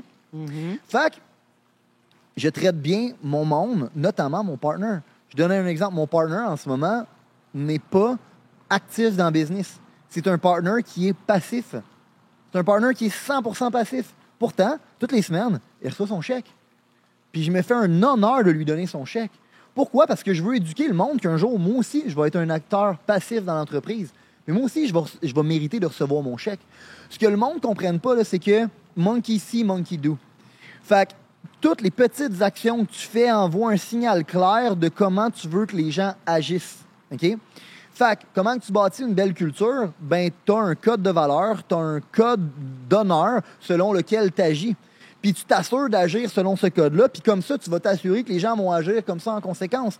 Moi, une de mes valeurs, c'est la loyauté. Fait que je suis loyal envers eux, je suis loyal envers mon staff, je suis loyal envers mon client, je suis loyal envers mon partner, je suis loyal envers tout le monde. Puis après ça, ce que ça fait, c'est que les gens sont loyaux en retour envers moi. Puis ça, je pense que c'est la clé d'un partnership. La clé d'un partnership, là, c'est... Parce que c'est sûr que la plupart des partnerships, puis pourquoi je voulais te poser cette question-là, c'est que la plupart des partnerships échouent. Ouais. Puis souvent, c'est parce que justement, à un moment donné, il y en a un qui travaille plus que l'autre ou que, bon, il arrive des différentes saisons. Puis là, il y en a un qui il est en crise parce que là, hey, lui, il travaille pas, puis là, il reçoit son chèque, justement. Ouais. Toi, tu as overcome ça, même que tu as une autre vision. J'aime ça, ta vision. Tu te dis, ben écoute, moi, dans le fond, c'est ça que je veux. Un jour. Un jour, je vais l'être, moi aussi. Un jour, je vais être passif. Fait que si je veux que ça soit ça qui soit donné, mais c'est incroyable ce que tu viens de dire. Puis, dans le fond, OK, si tu veux... Est-ce que ça t'est déjà arrivé d'avoir eu cette émotion-là, de dire, hey, quand même, moi, je mets plus d'efforts en ce moment activement? Oui, puis après ça, c'est une discussion qu'on a à avoir. Hey, Okay. Dans le fond, je vais mettre plus d'efforts que toi. Fait que oui, je vais prendre ma part d'actionnaire et tu vas prendre ta part d'actionnaire. Mais je mérite un salaire, ça veut dire. Puis je mérite un salaire par rapport à la valeur que je vais amener. Puis je veux qu'il soit fair, je veux pas qu'il soit déraisonnable. La journée qu'on va engager un CEO, combien qu'on va le payer, ce CEO-là? Combien que ça coûte sur le marché? C'est ça que ça coûte. Mais je veux que c'est ça qu'on me paye. Pas plus cher, pas moins cher. Je veux que ce soit fair. Puis ça, c'est une affaire, man. Je suis hyper fair avec tout le monde. Genre, je tire pas sur mon bord de la couverte, man. Je suis fair, je veux... Des deux bords. T'es fair des deux bords. Des deux bords. Quelqu'un qui vaut pas ça, il vaut pas ça. Il vaut pas ça que j'aurais pas de misère à te le dire. Puis ça, c'est une affaire que les gens ont de la misère. Pourquoi les partnerships fonctionnent pas? Pourquoi les relations fonctionnent pas? Le monde ne sont pas capables d'adresser les conversations inconfortables. Moi, j'adresse les conversations inconfortables hyper rapidement. Puis quand je trouve des gens avec qui je veux travailler, là, je m'assure qu'on a la même vision. On veut s'en aller au même endroit. Fait qu'à partir de ce moment-là, oui, on va avoir des divergences sur comment on va se rendre. Mais si on est au moins d'accord sur où est-ce qu'on veut se rendre, on vient éliminer un chier d'affaires. Puis après ça, je cherche du monde qui ont le même code de valeur que moi, le même code d'éthique que moi. Puis quand je trouve ces personnes-là, je sais qu'on va s'entendre sur comment qu'on devrait s'entendre, moi puis toi. Tu me suis? Fait que si pour toi, la loyauté, c'est important, puis pour moi, c'est important, ben je sais qu'on va bien s'entendre. Fait que même code de valeur, même vision, puis après ça, on adresse les conversations difficiles. Puis en faisant ça, tu éduques tout le monde dans ton entreprise à comment tu veux être traité en retour. Puis c'est ça qui te permet d'avoir de la rétention, c'est ça qui te permet d'avoir de l'engagement de ton staff, c'est ça qui te permet de... Moi, ça, là, ce que je viens de dire, c'est les concepts qui ont complètement changé ma business puis qui m'ont permis de partir d'une business qui vaut rien à une business qui vaut entre 20 à 30 millions. C'est tellement puissant ce que tu viens de partager. Je l'ai déjà dit tantôt, mais c'est... Puis je sais que ça, c'est ta plus grande force. Puis justement, c'est ça que tu as besoin pour... Si tu veux bâtir une grosse business, une grosse empire, T'as pas le choix. t'as pas le choix. Parce que tu as besoin de monde puis tu veux que le monde y reste. Puis... Comme tu as dit, tu ne pourras pas le faire tout seul. Ça te prend des champions. Ça te prend le bon mindset dans ta business. Ouais. Puis, ben merci, bro, de nous avoir partagé ça. Plaisir, mon bro. Yes. Fait que tes petites questions. Fait que, mes petites questions plus funny un petit peu. En passant, dis-moi dans les commentaires, ça devrait être quoi, là? J'étais là, c'est quoi le nom de ce segment-là? Ça me prendrait un nom pour ce segment de questions-là. Fait que dans les commentaires, vous pouvez me dire ça. Ça va être quoi le nom de ce segment-là? Je vais le créer avec vous, tiens. Tantôt, on a dit qu'on créait les choses en s'en allant. Ouais. On crée les choses en s'en allant Let's go. en ce moment. Donc, première question, c'est quoi ton achat le plus extravagant que tu as pu faire? C'est une affaire que tu t'es gâté, là, que tu as fait comme ouais. Je sais pas. Parce que, encore une fois, on dirait que tous ces achats-là dans ma tête ils font du sens et ils sont nécessaires pour mon identité. Fait que je suis pas capable de... Puis most of the time, ils conservent leur valeur. Fait que je suis pas capable de dire vraiment une chose qui est stupide. La chose probablement la plus conne que je pourrais dire, c'est des shoes. J'aime ça, avoir des beaux shoes, mais gros... Tu m'as même influencé. Je sais. mais j'aime ça, avoir des beaux shoes. Je trouve que ça paraît bien, mais sincèrement, tu vas les scraper, ils vont perdre de la valeur. Ça sert à rien. Puis most of the time, ils sont même pas confortables. Mais attends un peu, là. Je t'ai déjà vu acheter des steaks... Les steaks. Des steaks qui coûtent plus qu'un steak, mettons. Ouais, oui. Ah, restaurant. J'aime ça aller au resto. En fait... Sur quoi tu dépenses de l'argent, mettons? C'est quoi que t'aimes dépenser, là? J'aime les expériences, man. Ouais. Genre, quoi? Une fois par trimestre, je veux aller dans un beau crise de resort, me faire traiter comme un roi, puis enjoy. Je pense que c'est important de taste the dream, genre, puis de taste, genre, c'est comment tu veux te faire traiter. Fait que, un resto, hôtel. Une fois par trimestre, je book une fin de semaine dans un bel hôtel, puis 2 fois par année, je book une grosse vacance, mettons, d'une semaine. Puis à chaque fois, je veux le top. Mais en fait, c'est pas compliqué. Peu importe qu'est-ce que c'est dans la vie, puis tu demanderas à Vicky, je veux le plus cher, puis je veux le top. J'ai tout le temps été de même. Quand j'étais plus jeune, mes parents m'amenaient au resto, je regardais pas la colonne de gauche, je regardais la colonne de droite, puis je choisissais le plus cher. Parce que dans ma tête, c'était ça le meilleur. Fait que j'ai toujours voulu, c'est quoi le plus cher? Ben, c'est ça que je veux. Pourquoi? Ben, ça doit être le meilleur. C'est pas le meilleur, mais ça me dérange pas, c'est ça que je veux. C'est drôle parce que cette semaine, je parlais avec des clients, puis je leur disais, le pricing est tellement important parce que si tu charges pas assez cher... Mais une euro-association. Le fameux client que je vous expliquais cette semaine, pour ceux qui vont écouter le podcast puis qui étaient là quand j'ai parlé de ça, ben c'est exactement ça. Je leur faisais l'exemple de si tu prends une crème, j'ai dit les filles, ceux qui sont ici, là, si vous arrivez et vous voyez une crème à la pharmacie qui est pas chère, est-ce que vous allez l'acheter? Ils ont tous dit non. Non. C'est quelque chose d'important, ça. Ouais. OK, gars, on s'en va à la deuxième petite question. Fait que si tu pouvais inviter 4 personnes à souper, n'importe qui, sur la planète, ça serait qui? Vivant ou mort? Vivant. N'importe quoi. Faut qu'il soit vivant? Ils peuvent être morts si tu veux. Même s'il serait mort, je sais pas qui. 4 personnes. N'importe qui.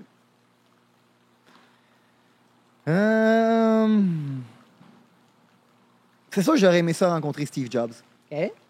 Il y a beaucoup de concepts qu'il a fait à Apple. Genre, il a bâti une des plus grandes entreprises de ce monde. C'est un visionnaire. Le gars, man, était... Genre, lui, là, comment il a fait pour bâtir l'iPhone, c'est qu'il a dit, regarde, moi, je veux qu'il n'y ait rien qu'un bouton dessus, puis c'est ça, puis c'est tout. Puis les ingénieurs disaient, ben, ce sera pas possible. Puis il était comme, mais je m'en crisse, c'est ça que ça prend, puis c'est ça, puis c'est tout. Avoir ce niveau-là, mettons, de comme... Il est droite, man, puis il flanche pas, puis il va pas... Il changera pas parce que les autres, ils ont dit que ça marcherait pas. Non, tu sais, ça revient à ce qu'on disait tantôt, Ray Kroc, qui disait, genre, man, le burger, moi, je peux pas comprendre qu'il est pas tout le temps pareil. Ben lui, c'était la même chose. Il était excellent à ça, puis à un certain niveau, man, si tu veux bâtir un empire, il faut que tu aies cette qualité-là. Parce qu'il va y avoir plein de monde rationnel dans ton entreprise qui vont avoir toutes les raisons logiques pour te dire pourquoi ça pourrait pas fonctionner. Mm-hmm. Steve Jobs. Fait que ça en est un. Ouais. Deuxième? Mais j'ai envie de dire mes 2 mentors, je les adore tellement, man, puis ils m'ont tellement aidé dans la vie, mais en même temps, j'y vois quand même une couple de fois par année, puis je mange avec eux quand j'y vois. T'as le droit, pareil. Ed et Andy, man, ils m'ont tellement appris dans la vie, puis ils ont bâti tellement des grandes entreprises. Anytime.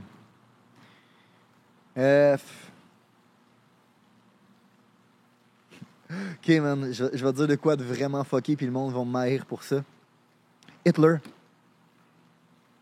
J'aimerais ça Le fait, c'est que je suis même pas surpris de toi. J'aimerais ça m'asseoir avec Hitler parce que le gars il a créé un petit gros mouvement, OK? Puis moi, je pars tout le temps de la prémisse suivante. Je suis persuadé qu'il y a personne qui fait de quoi dans la vie en voulant faire le mal. Tout le monde pense qu'il fait le bien, OK? Hitler, je suis persuadé, il disait pas « I'm an evil motherfucker ». Non, il disait « Je fais le bien pour l'humanité ». Fait que c'est soit que tu meurs assez tôt pour mourir en tant que le héros ou tu vis assez longtemps pour devenir le vilain. OK? Puis c'est une quote qu'il y a dans Batman que je trouve qui est magnifique, puis je pense que ça reste que c'est ça. J'aimerais ça m'asseoir avec lui, puis, parce qu'à quelque part, c'est un speaker, l'ingénierie sociale, c'est le père de l'ingénierie sociale. M'intrigue le personnage. Peut-être Albert Einstein aussi. Je m'attendais pas à ça, mais Einstein, je vois quand même ce que tu veux dire. Einstein, Hitler, Steve Jobs.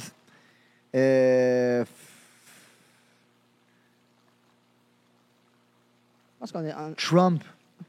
J'étais sûr que t'allais dire. Trump. Quand t'as dit, il y a des qui vont m'haïr, parce qu'au Québec, il y a plusieurs personnes qui... Mettons, j'enlève Ed puis Andy, là. Trump, Hitler, Einstein, puis c'est qui? Puis moi, Steve Jobs. Moi, tu m'invites pas aussi. Ben, c'est sûr que si je suis capable d'avoir ces 4 personnes-là, je t'invite parce que je veux que tu tires des nuggets de là toi aussi, mettons. C'est bon. OK. C'est quoi ton plus grand rêve ou objectif personnel pour l'avenir? Je veux changer le monde. Je pense réellement que mon entreprise va avoir le potentiel de changer le monde parce qu'elle va changer comment la business est faite à tout jamais. Je veux changer les normes de comment le monde font de la business, de comment le monde voit ça, de comment le monde bâtisse des cultures, de comment le monde voit l'importance de redistribuer à leur communauté. Puis je pense aussi que les entrepreneurs, c'est eux qui changent le monde. C'est pas vrai que c'est les politiciens qui changent le monde. C'est Ford qui a changé le monde à tout jamais en inventant le véhicule ou en le popularisant. C'est Elon Musk qui l'a changé. C'est Steve Jobs qui a changé le monde avec les ordinateurs puis avec aujourd'hui les téléphones. C'est les entrepreneurs qui changent le monde. Puis on a tous une responsabilité de le changer dans notre façon. Puis souvent, le monde le sous-estime. OK, mais si tu as une belle entreprise, puis tu as une belle culture, puis tu enseignes aux gens comment avoir du succès dans ton entreprise et tu leur donnes un véhicule pour qu'ils puissent avoir du succès à l'intérieur de ton entreprise, ces gens-là vont avoir un impact après ça dans leur famille, dans leur communauté, qui va avoir un ripple effect dans toute la société. Puis moi, c'est de même que je veux changer le monde. Je veux changer le monde en changeant la mentalité des gens, en m'assurant que les gens arrêtent de penser que si tu as du succès, c'est parce que tu es un riche héritier, tu as gagné à la loterie ou tu as été un crosseur.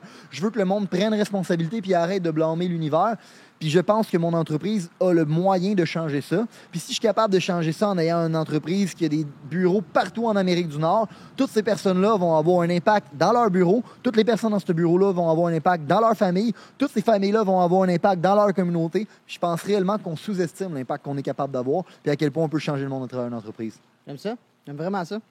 Puis écoute, dis-moi la dernière.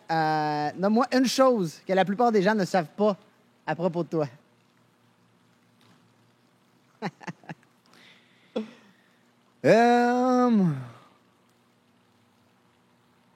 Je sais pas, man. Parce que j'étais assez transparent, mettons. Je dis pas mal tout ce qui me passe par la tête d'habitude. Une chose que le monde ne savent pas. Moi, je pense que j'en aurais une pour toi. Quoi? Je pense que j'aurais... Parce que des fois, tu peux avoir l'air... Ouais, il y a 2 misconceptions, mettons. Là. Ouais. Ben, il y en a 2, mettons. Là. Le monde qui travaille pour moi, Ouais. quand il me rencontre pour la première fois, de 1, il pense que je mesure 6'3", 6'4". Pourtant, je te le dis, pourtant, man, je mesure 5'9", là, je suis vraiment dans la moyenne, je suis pas très grand même. Moi, je suis à 5 et 7 en passant. On va régler ça en partant. Premier épisode, 5 et 7. 5 et 9, je pèse 170 livres. Je suis pas si gros que ça, mais j'imagine que l'énergie que je dégage est plus grande que ça. Ce qui amène au prochain point. Je suis un hostie de pissou, man. Moi, là, toutes les affaires, genre de sauter en parachute puis de faire de la plongée sous-marine, ça m'intéresse zéro, man. J'ai tellement déjà assez de stress à bâtir une entreprise qui va valoir des milliards de dollars que j'ai pas besoin de me faire chier à aller chercher d'autres adrénaline. J'ai vraiment l'impression que souvent, le monde qui aime ça, ces affaires-là, parce qu'ils ont besoin d'aller chercher de l'adrénaline parce qu'ils en ont pas, admettons, dans d'autres sphères de leur vie. J'en ai en masse. Pour vrai, j'en ai pas besoin de plus. Puis souvent, le monde sont comme surpris, ils sont comme « Ah ouais, Chris, man, j'ai l'impression que tu t'allais embarquer avec nous à faire du go-kart, puis à faire de la course automobile, puis à sauter en parachute. » Puis je suis comme « Non, man, zéro plaisir, je vais te regarder, puis c'est tout, j'embarque pas. » Fait que dans le fond, t'es un petit peu princesse. Une crise de princesse. Je déteste me salir les mains. La raison pour laquelle j'ai de la difficulté à trouver ma place dans le système scolaire, c'est parce que le monde me disait si t'es pas pour faire un bac, tu devrais aller faire un DEP. Puis moi, faire un DEP, ça me faisait chier parce que j'allais me salir les mains puis j'ai haï avoir les mains sales. Je suis une princesse. C'est vraiment bon.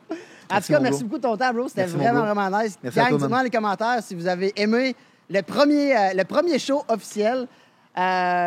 Si vous n'avez pas subscribe encore, ben écoute, je sais même pas comment faire ça. C'est notre premier podcast. Je viens comment ils subscribe le monde? Ils s'en vont sur Spotify, Apple, YouTube. Faites subscribe parce qu'on va avoir d'autres épisodes comme ça que vous allez voir passer. Puis en terminant, comment on peut te suivre les gens qui ont aimé, qui t'ont aimé ou qui t'ont pas aimé, ou peu importe.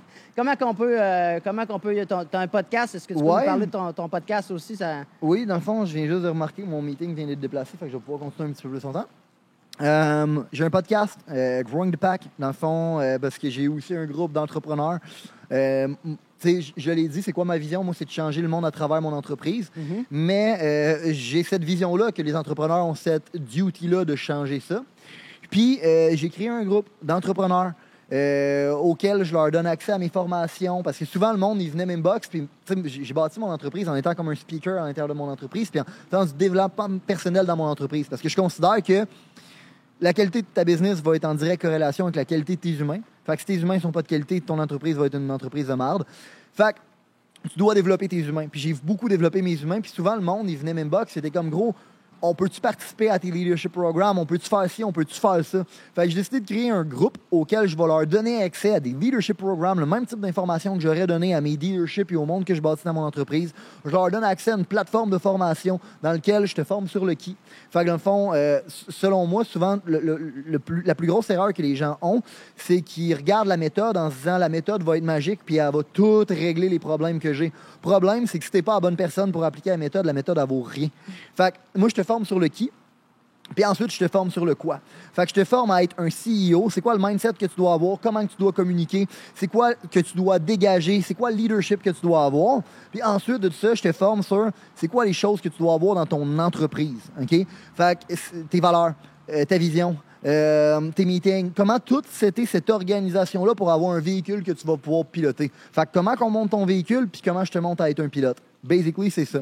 Puis ce groupe-là s'appelle The Pack. Puis mon but, c'est de grow that pack parce que je suis convaincu que si j'empower plus d'entrepreneurs à avoir de l'impact à travers leur communauté, à bâtir une belle culture, je vais avoir encore plus un gros impact, puis on a plus de chances de changer le monde, puis de changer la mentalité de pauvre qu'on a. Fait que, I love it. Les gens peuvent me trouver sur mon podcast, sur ma page Instagram, sur ma page TikTok, mon podcast Growing the Pack.